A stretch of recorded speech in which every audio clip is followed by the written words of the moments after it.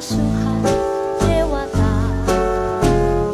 Ditakdirkan bahwa pria berkuasa, adapun wanita lemah lembut manja.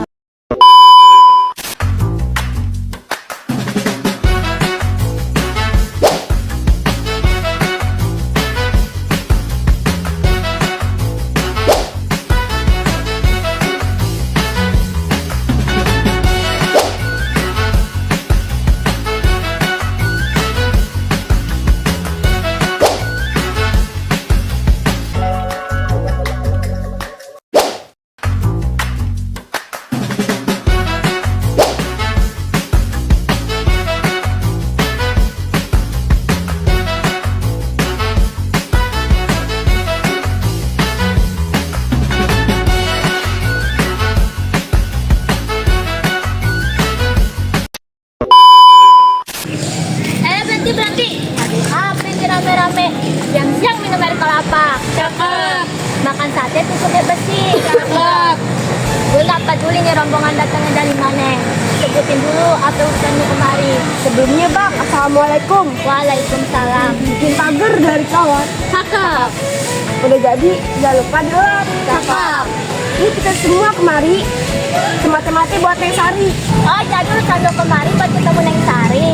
Bakatang dan buah kenari. Cakep. Poten putih satu kali. Cakep. Sekarang Ayo udah tahu urusan lo kemari. Tapi kagak gampang kalau lo mau masuk kemari. Cah, ribet amat mau kemari aja oleh persyaratannya. Bang, apa sih persyaratannya? Iyalah pakai persyaratan. Lo pikir gampang? Di masjid sore-sore. Cakep. Pakai sarung dikalungin. Cakep. Emang apa sih persyaratannya? Kita semua siap jabanin. Berani juga lu pada. Makan nasi pakai sambal teri. Cakep. Tarinya beli di warung Pok Lulu. Cakep. Kalau lu mau masuk kemari, ada pintu jagoanmu satu persatu. Beli es selendang mayang di pinggir jalan. Cakep. Biar seger dikasih es batu. Cakep. Berapa banyak sih abang punya jagoan? Ayo siap, ada satu persatu.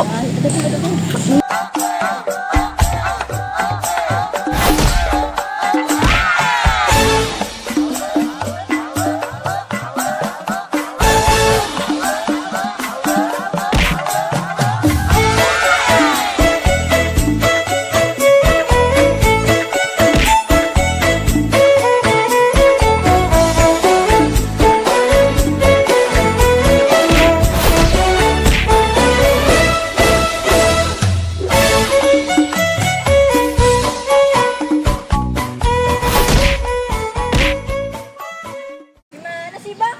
Udah ayah sewa mahal-mahal kalah. Ya mau gimana lagi, Pok? Jadi gimana nih? Boleh kagak kita kemari? Boleh dah, boleh.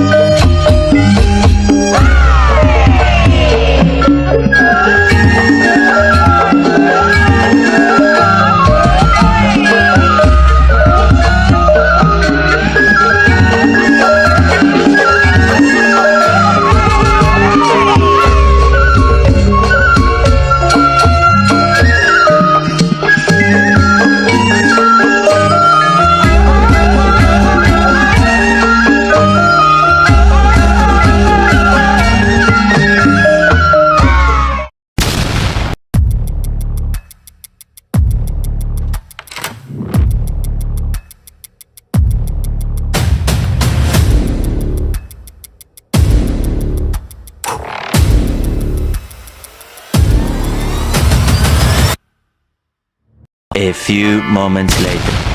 Pada suatu saat, ada seorang anak laki-laki. Anak laki-laki itu dinamakan Jampang. Ia lahir di desa Jampang, Sukabumi Selatan. Bapaknya berasal dari Banten dan ibunya berasal dari desa Jampang. Anak laki-laki itu tinggal di rumah pamannya di Grogol, Depok. Pamannya sangat sayang padanya. Selain keponakan, anak laki-laki itu juga yatim piatu yang memerlukan perlindungan. Sang paman membawa Jampang dari desa Jampang ke Grogol Depok. Di rumah pamannya, Jampang dibesarkan. Jampang diperlakukan sebagai anak sendiri agar Jampang memiliki ilmu bekal hidupnya oleh pamannya. Ia disuruh mengaji pada seorang guru ngaji di Grogol Depok. Jampang juga disuruh belajar ilmu bela diri oleh pamannya. Pamannya berkata, Bang, lu mestinya punya kepandaian silat karena menegakkan kebenaran dengan kegiatan siap-siap, Bang. Iya, Bang. Ya udah, lu besok ikut Mamang ke Cianjur aja. Belajar silat sama kenalan Mamang di sana. Ayo sih, terserah Mamang. Udah. selain belajar silat, Jampang juga membantu guru silatnya. Jampang membantu menanam padi dan merapikan rumah. Di tempat guru silatnya, Jampang diperlakukan seperti anak, tidak berpangku tangan. Guru silatnya menjadi sayang dan dengan rela hati mengajarkan semua kepandaian yang dimiliki termasuk ilmu kebatinan. Setelah Jampang menyelesaikan ilmu silat, ia kembali ke Grogol Depok. Guru silatnya berpesan kepadanya agar ilmu yang didapatnya jangan digunakan untuk berbuat kejahatan. Jampang mengangguk setuju, kemudian mencium tangan guru silatnya memohon izin untuk meninggalkan Cianjur untuk kembali ke Grogol Depok. Bang, salam ya buat Mamang lu. Ayo guru. Jampang kembali ke rumah Mamang di Grogol Depok. Dari Cianjur, Jampang berjalan kaki melewati jalan setapak naik dan turun perbukitan menuju Bogor. Dari Bogor, Jampang menumpang kereta api Bulzok Batavia turun di Depok. Pamannya sangat gembira menyambut kedatangan Jampang yang telah berbulan-bulan lamanya ditinggalkan rumah untuk menuntut ilmu silat. Oleh pamannya, Jampang diminta meneruskan ilmu mengaji. Jampang dengan patuh memenuhi permintaan mamangnya. Berkat ketekunan dan kepatuhan yang menuntut ilmu ngaji, Jampang dengan mudah menyerap ilmu ngaji yang diajarkan gurunya. Gurunya menjadi sayang kepadanya. Selama menuntut ilmu mengaji, Jampang juga membantu mamang dan guru ngajinya mengerjakan sawah. Setelah merasa cukup, memiliki bekal ilmu dan usianya telah memanjak dewasa, menjadi seorang pemuda, Jampang merasa sudah saatnya tidak bergantung lagi dengan mamangnya. Jampang menyampaikan keinginannya untuk merantau ke Batawi. Bang, kenapa lu? Bingung nih Mang gua. Bang, kalau lu emang mau merantau, lu mesti bawa diri biar orang lain senang sama lu. Iya Mang. Jampang akhirnya berangkat ke Betawi, memulai kehidupan yang mandiri. Di Betawi, Jampang menuju salah satu seorang teman mamangnya di Kebayoran Lama. Diterima menetap di rumah tersebut. Sebagai penumpang, Jampang membantu si empunya rumah berkebun serta berdagang buah di pasar Tanah Abang. Suasana Kebayoran Lama, tempat Jampang menetap di bawah kekuasaan tuan tanah dengan centeng-centengnya yang setiap bulan datang menagih pajak kepada penduduk. Bila penduduk tidak memiliki uang untuk membayar pajak, para centeng tidak segan-segan mengambil harta milik yang ada di rumah penduduk. Ada kambing yang terlihat di kandang akan diambil, kendaraan bisa lebih buruk lagi. Para centeng akan memukuli orang yang tidak bisa membayar pajak. Jampang menyaksikan perilaku para centeng yang tidak punya memperi kemanusiaan kepada penduduk. Timbul keinginan untuk menantang para centeng, tetapi Jampang masih berpikir akan nasib orang yang ditumpanginya. Jampang mengamati dengan cermat wajah para centeng dan bertekad akan membalas perbuatan mereka di kemudian hari. Selama menumpang di rumah itu, Jampang berkenalan dengan seorang gadis di kampung tersebut. Lalu si Jampang menjalin tali kasih dengan wanita itu. Kemudian berniat untuk membina rumah tangga. Lalu Jampang pun mengutarakan isi hatinya kepada wanita tersebut. Hari selama ayah di sini, ayah udah lihat betapa keindahannya dirimu. Kamu bukan hanya cerdas, tapi kamu juga cantik. Ayah juga sangat beruntung kenal lu. Jampang, selama lu di sini, lu selalu menunjukkan sikap baik dan tulus. Hari ayah punya permohonan. Ayah ingin membina rumah tangga bersamamu. Ayah juga sangat bahagia bisa bersama lu. Ya, ayah izin. Ya, ayah izin mau membina rumah tangga bersama Sari, Nya. Jampang, kita sudah melihat sikap baik lu selama tinggal di sini. Jika lu benar-benar serius dan tulus, kita bakal memberikan restu kita.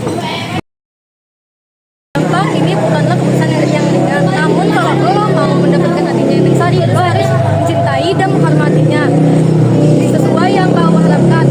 Makasihnya, makasih Babe. Makasih Jampang.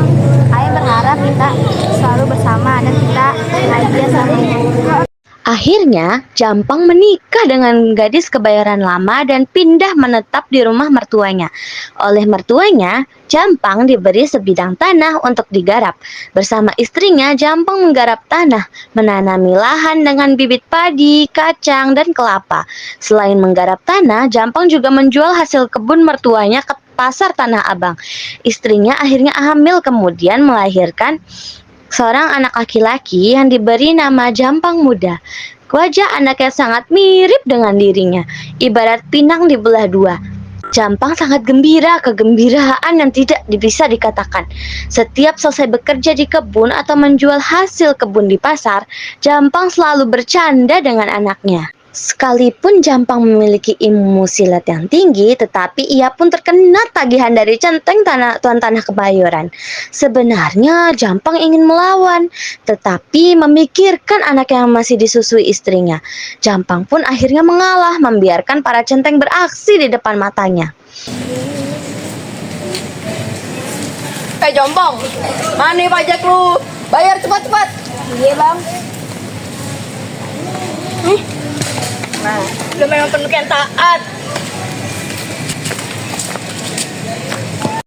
Ketika anaknya berusia 4 tahun, istrinya meninggal dunia. Jampang sangat sedih dengan kepergian istrinya. Ditatap mata anaknya yang kini tidak beribu lagi. Mertuanya datang dengan menggendong anaknya sambil berkata, Dari jam kita di kantor. Mana lu?